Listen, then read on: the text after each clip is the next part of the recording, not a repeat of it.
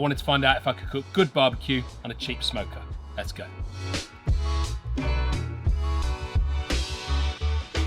So I had this idea maybe about a month ago. I was walking out of Sainsbury's and there was a stack of the cheapest barbecues you can imagine, stacked up next to some of the crappiest charcoal you can imagine. And I thought, you know what, I bet you with good fuel in that crappy little barbecue, we could have good results. Didn't have time to go and grab a barbecue then, but I've been nurturing the idea and I thought it'd be a really cool thing to go out and buy a cheap barbecue and basically show you that using good fuel it's possible to get great results. So step number one is to go and get a cheap barbecue. So let's go.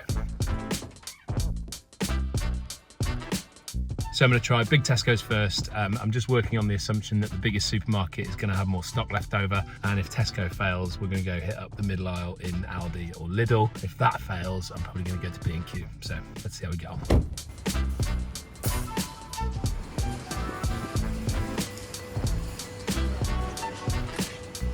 Embarrassing filming in Tesco's, but that's the one that I saw. So I must have been in a Tesco's when I had this idea. So we've got the option between a £21 mini kettle and a £55 bullet, basically. It says it's a 3-in-1 smoker, barbecue and fire pit. So I'm gonna go in, have a look around, make sure there's nothing else, but I think I'm gonna come back and grab that one. Just noticed it's a club card price, so we're gonna have to get one of those, but we'll go for this one.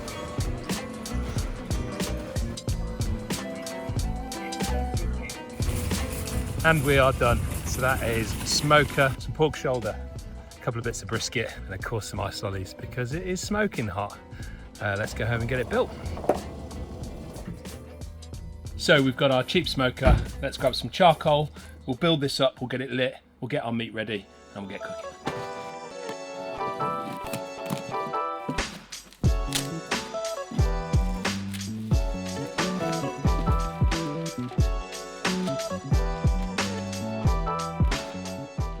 That was actually a joke. This looks much more complicated than I thought it was going to be. So I'm not going to film the assembly. I'm going to get this built off camera and I'll see you when it's ready.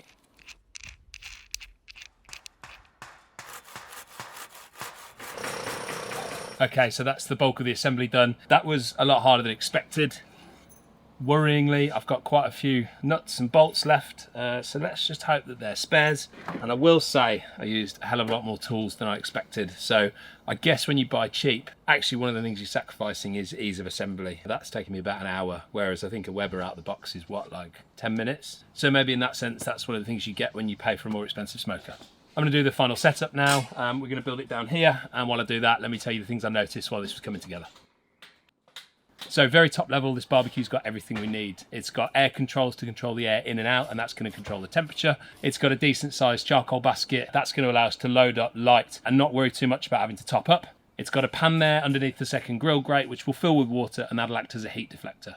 But there are some issues. As you'd expect, the general quality is nothing like a Weber or another big brand. Even in assembling some of those screws together, I could feel the enamel starting to wear. So we're going to get rust spots there. Down by the door here, it's pretty gappy. So from an airflow point of view, it's probably going to be quite leaky. But I think all in all, we're going to be able to hold a stable temperature and we're going to be able to smoke in this. So let's get into it.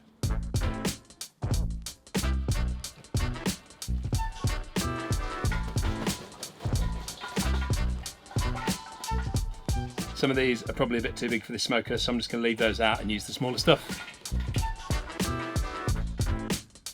So we've got a full basket of charcoal and we're just going to light a small fire in the middle, and then by controlling the airflow, we'll control the way that fire spreads, and that should control the temperature.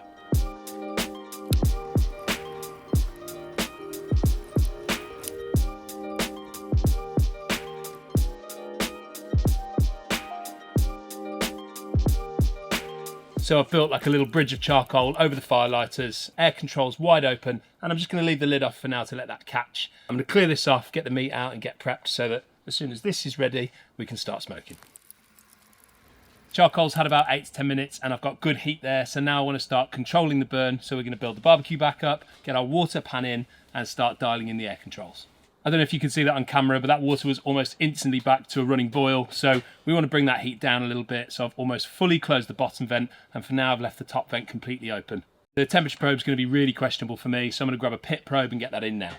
This is flying up really quickly. 95, 98, 101, We're looking to smoke at about 150 today, something around there for hot and fast. So we'll keep a really close eye on this while we get the meat ready, and if needed, we'll either open the vents up or close them down to control our temperature. We've got a pork shoulder. This is almost always the first cut that I recommend people smoke. It's super forgiving. It doesn't matter if we overshoot a little bit. It doesn't matter if we smoke it a little bit too hot and fast. So we're going to get this unwrapped, get the rind off, get it tied back up and rubbed.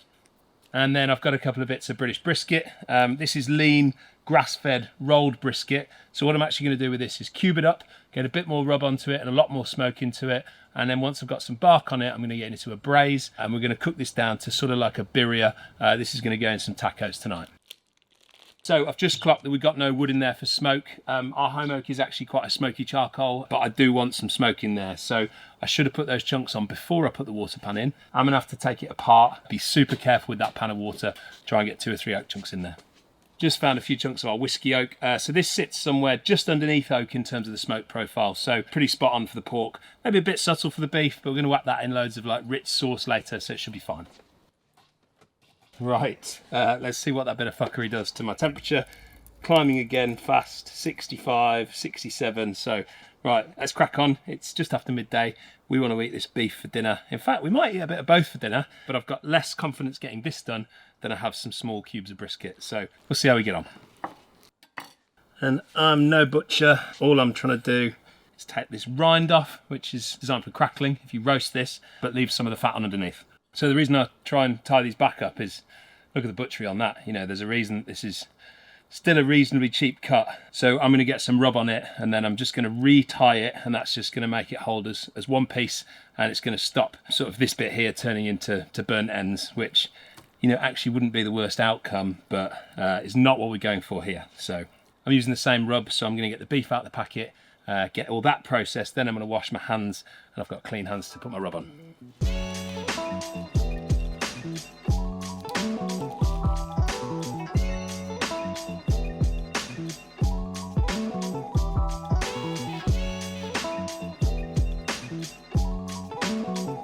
Right, that's all my butchery done. We've got to move quickly because there are flies everywhere. I'm gonna go wash my hands, get my rub on, I'll get the pork tied up, and then we can get all this on the smoker. So we're at 112, we're about stable there, and you can see we're getting a bit of the sort of thick white smoke we don't really want, so I'm gonna give us a bit more air. That'll bump the temperature up, should clean the smoke up. Right, I've got to remember, anti-clockwise open, clockwise closed. Can't keep getting on my knees like this. So we've got pretty wet meat straight out of the vat pack. You know, it's cheap Tesco meat, so it's already wet, so we don't need a binder. That rub is going to stick brilliantly. Same on the brisket, no need for a binder. This is Norfolk Smoke Pit Brewing Briskets. Coffee rubs are always designed for beef, but to be honest, I love them on everything. If you haven't tried a coffee rub on chicken thighs that you smoke and then finish direct, you're missing out. But Poppy is a small independent business, and she's a barbecue nut, so she's the sort of person that we should be supporting. I'll get both hands in again, and then we'll wash our hands before we touch the barbecue. Let's get this pork tied up. Again, this is not my strong point, but all we're trying to do is sort of create one more sort of cohesive mass of meat instead of having little bits flapping off. So, and we're making pulled pork, so if we get some crispy bits that are overcooked compared to the rest, they're going to mix through the pulled pork. It's actually a really nice end result. So we don't have to be too anal with this. We just don't want it to be like a big messy bit of meat like it was when I took the rind off. Hopefully just go one more over the top just to keep this little flap in here, and then the rest I'm not going to worry too much about. Smoker's at 121, so it's come up a bit. Definitely getting some whiskey smoke in the air, but I want to bring this temperature up, so once the meat's on, I'm going to open those vents a little bit more. Right, that pork is as good as we're going to get. The beef is ready. One more wash up so I can touch the barbecue without worrying about it, and then we're going to get this on the smoker. We're at 123, so again we've stabilised, so we're going to notch up the airflow one little bit more, and that should bump us up to our cooking temperature.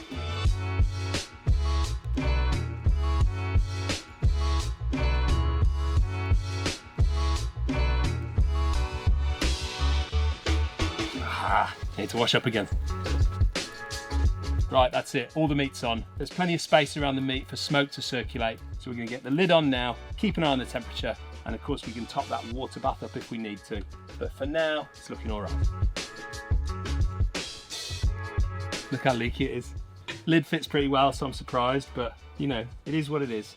I'm gonna give this a couple of hours smoke now. We'll come back and check the brisket, which might want to go into its liquid bath by that point, and we'll take that in its braise all the way to cooked. The pork, we're gonna wrap it once the bark's set. That might be around the 2 hour point, but we'll check the temperature as well, and we'll make a decision at the time. See you in a couple of hours. Okay, we're back. These have been on for about 2.5 hours now. As you can see, we're out of smoke. We had about 2 hours of smoke. It was really white and billowy to start with, and I noticed actually we were leaking here a little bit more where my wire was coming out of my probe. So I moved the wire out, down through one of the gaps in the door. That settled the smoke down. I went inside for a little bit, came back out, and the smoke was running at 210 degrees C. So we shut the vents right down. That brought us down to about 140, and we've sat there ever since. So let's get this lid off. Let's see what we're up to with the food, and we're probably going to get this brisket into a braise now. Oh my God, that looks absolutely banging. Right, we are definitely ready to come off this brisket. Super tight. Yeah, 74, 80, 81. So we're ready to come off with this brisket. The water pan's still got some water in it, but I'm going to top that up. I did actually top that up once before, so when the temperature spiked up to 210, that's because the water had boiled off. So I topped that up with cold water, and that helped bring the temperature down. That pork, ooh, look at that. It is sitting at about high 50s to early 60s. So we're going to keep that pork rolling for a little bit longer. We'll probably take that up to about the mid 70s, and then we'll get that wrapped. So I'm going to go get a pot and a braise, and we're going to keep rolling that brisket on the smoker because we've got the heat in there anyway. We might as well use it. So let's go do that now. So I've got a Guinness Zero. Love Guinness as a braise. Didn't want to use a real one. I'm forever trying to get rid of the zero stuff that people bring around. Just got a few of these dehydrated chilies. These have got the seeds in, and with dehydrated, you just never know how hot they're going to be. So I'm just going to pop some of these seeds out, and these can just rehydrate in the braise. A couple of onions, just roughly chopped. A few cloves of garlic, and all this is just going to do some work in the braise with the lid on. And then when we take the beef out at the end, we'll blitz that braise up, mix it back through the pulled beef.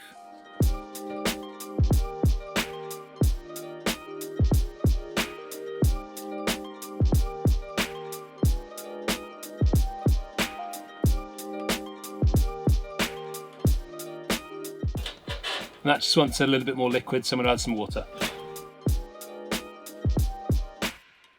And we've just brought the level of that braise right up to the same level as the top of the meat. Right, lid on, and I'm just going to take this opportunity to top up the water pan.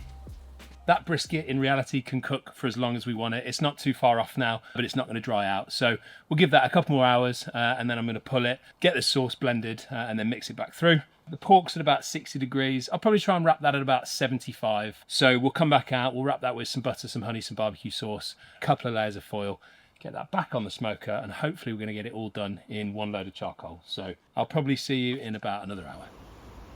Right, I think we've got to be getting pretty close to wrapping on this pork, so we're going to take the lid off, probe it, probably get it off at this point. We're going to wrap it with some butter, some barbecue sauce, and some apple cider vinegar, and we'll get it back on to finish off.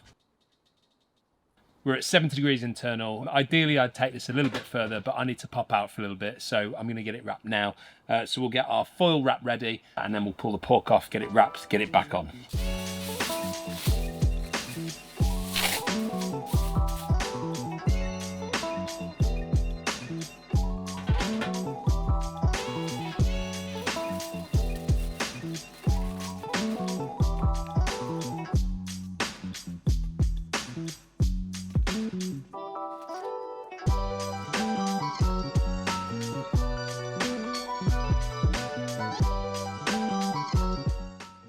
That's very sweet barbecue sauce, so I'm not going to add any honey.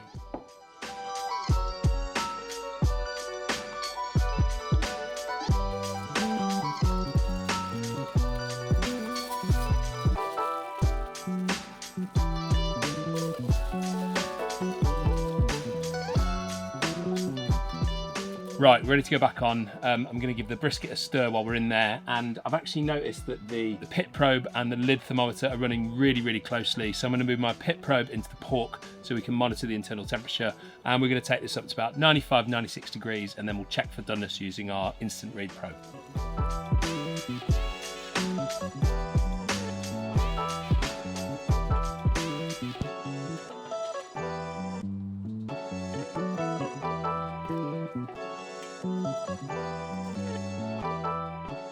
So that's me for at least another couple of hours. My pit's been running at about 135 since I made the changes to the vents. So I'm just going to notch up a little bit now, see if we can bump that up. If I can run it at 150, 160, now we've got the brisket in a braise and the pork wrapped, we can bump up a little bit and we'll just speed this cook along a little bit. There we go, see you in a bit. Right, it's about 6 o'clock. There's absolutely no way this brisket isn't finished, so we're going to pull that off. I'll show you the brisket here, but I'm going to blitz up that cooking liquor, mix it back through, give us like a birria feel. The pork is at 87 degrees, so it's pretty close, but we're not going to eat that tonight. So the smoker's been pretty good, really. I've given one little fuel top up, about 3 lumps of charcoal like that. I actually think the biggest problem with it is that ash can block the airflow in, and there's no real way to control that. The charcoal basket sits about that far above the vent, and it's this top charcoal basket that clogs up a little bit. So I don't know any other way around that other than sort of just going in there and sort of riddling through the ash a little bit, which is what I've been doing, and that's just boosted the temp up a little bit. So anyway, right, enough talk, let's get this brisket off. That's looking and smelling absolutely unbelievable. Let's pull a bit of this brisket out and pull it. There's one bit. Oh yes, that's just coming apart on the tongs. Good little taste. It's smoky, it's barky, it's pretty moist, but it definitely needs that cooking liquor run back through it. That's going to give us that sort of birria effect. It's not a birria, but like a birria effect. And then we're going to have that on some tacos. So I'm going to crack on with that.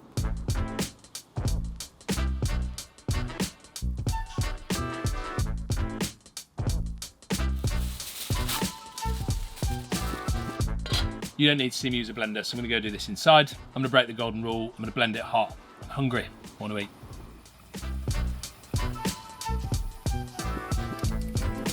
So we've got our birria, not birria. That was blended. It was really watery, so it went on about a 15-minute hard reduction. And we've got this like thick, gloopy, beefy, spicy sauce. I balanced that with a little bit of sugar, a little bit of lime juice, and it smells absolutely amazing. Got some tortillas, got some pickled onions, some crispy onions. Love a taco with a bit of crunch, a bit of crisp. Got some coriander, and we've got some fresh lime, and my favourite hot sauce. We're going to get this beef shredded. We're going to get it back into this reduction. Then we're going to build some tacos. And our pork's on 95, so our timing should be pretty good. Briskets, well, some of it's not. Some of it's dried out a little bit. Some of it's still really nice and moist, which is what you get with rolled brisket. Some of it's fatty enough and some of it's not, and that's why we're getting it back in this consomme. But it's shredding beautifully. This is the benefit of cutting it into little chunks. It shreds really easily. Yeah, let's just take a look at one of these. I'll pull apart in my hands. It's still pretty moist in there, you know, in the centre at least. Oh, chef's treat. That is very tasty. I'll just get this worked through.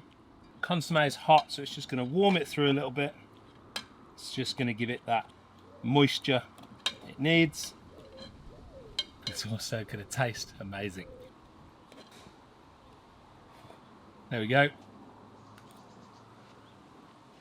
So you got the rub, you got the smoke, you got some sweetness in the consomme, and then the heat hits you later.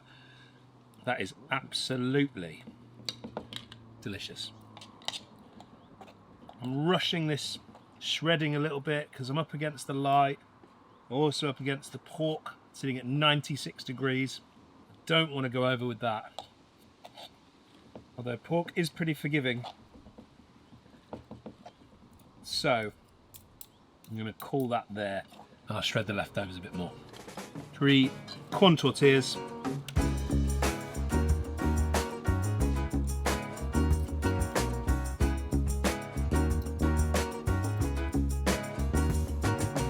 Oh, good helping onto each of them of our not quite birria. Pickled onions, crispy onions, coriander, hot sauce of choice, and a final squeeze of lime.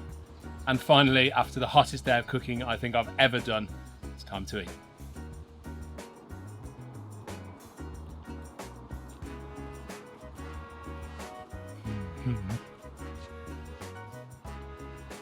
That is a hell of a taco. Right, I think we better check in on this pork. So we're reading at 97. All we're looking for now is that it's probe tender. We're going to do that with an instant read, and if it goes in like a hot knife through butter, it's ready to come off and have a rest. It's probing so soft, I've just gone through foil, pork and foil, and I've just spilt all of my wrapping liquor all down into the drip tray, which if I'm honest is looking a bit nasty. So that's lost, but let's go get a towel, let's get this wrapped, rested, and I'll show you what it's like. I'll probably pull it in about 30 minutes. I'd normally rest for longer, but for the sake of the video, let's get it pulled.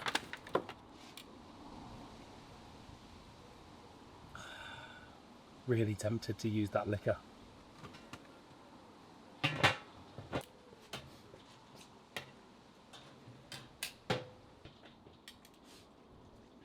Nah. The drip tray is a bit burnt, so anything in there is going to be acrid now. So we're going to leave that. We'll hope there's enough there. If we have to, we'll add a bit more sauce through it. But I think it's going to be all good. I'm just wrapping again because obviously I punctured that. It's going into a towel, into a cool box. I want to keep that rest of that liquid in the rest. I've just engaged my brain. We're not going to use the cool box. I want this to drop in temperature. I want it to rest. I want it to cool down a little bit. If I whack it in that cool box, it's going to stay up at 90-something degrees for at least an hour or two. So pork's resting. Still 25 degrees outside, so we haven't got to worry about doing that outside. I'm going to shut the barbecue down. I'm going to finish my tacos, and then we'll check the pork out. What we'll also do at the end is I'm going to weigh this charcoal bag, and I can tell you how much charcoal we used out of that new bag of charcoal to cook all that food in a 55-pound smoker. That'll be interesting. I've got a very patient boy down here. Hates the hot weather. Loves the barbecue. Let's get him a bit of beef. You're a good boy, aren't you? I hope this isn't too hot for you. Do you want it? There you go. Good boy. Is that nice? Right, I'm going to get some scales, see how much charcoal we've used, and then we'll pull the pork in about 20 or 30 minutes. Don't know how accurate these are going to be, but that's all we got.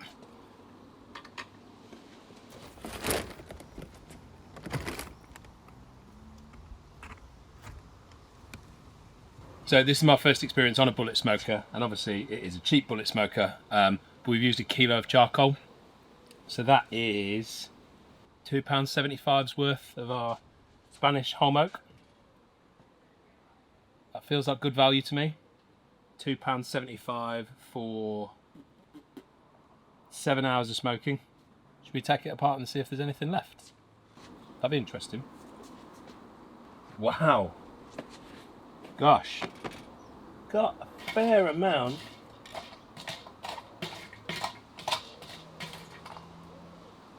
Got a fair amount of usable charcoal left in there. So I've obviously just riddled that. I'm going to get everything put back together. The vents are shut, so that charcoal is going to go out, and we can use that again. So that whole cook, 7 hours smoking, £2 worth of charcoal, maybe slightly less. God, I know that I'm promoting my own business, but I am blown away by that. Right, we've got about 20 minutes of resting left on that pork, so I'm going to have a little clear up, and I'll see you then. Back, the pork is rested. Oh, it smells so good. The dog is still down here. He obviously knows there's more to come. Oh, that looks naughty. Oh God, it smells incredible.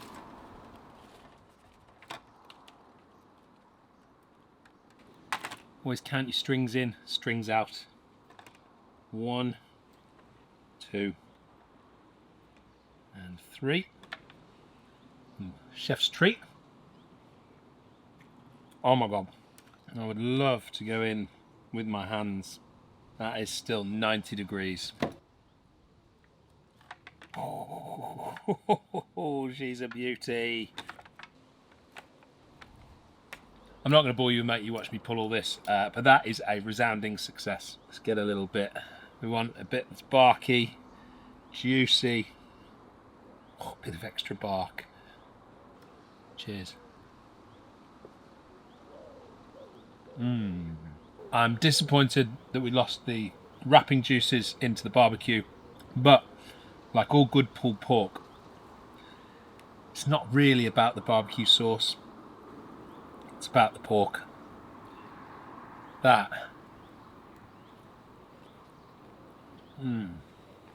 It's unreal.